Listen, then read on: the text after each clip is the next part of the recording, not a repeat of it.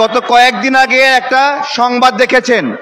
সংবাদটা হলো গ্রামীণ ব্যাংকের 5 বছরের কর অব্যাহতি এবং 600 কোটি টাকা অব্যাহতি।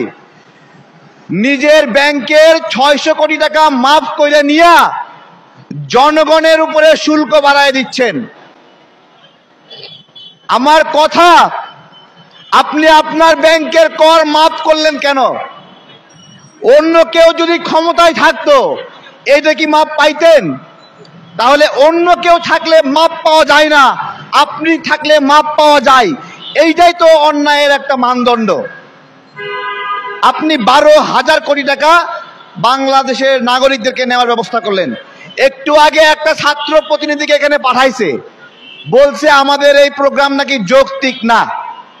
যৌক্তিক না, ছাত্র প্রতিনিধিদের আলগা ইনকামের কারণে চর্বি বাড়ছে, ওই জন্য এই শুল্ক বৃদ্ধিকে তারা যৌক্তিক মনে করতেছে না, যৌক্তিক মনে করতেছে না এখন, এবং বোঝানোর চেষ্টা করছে আমরা কি বুঝতেছি না।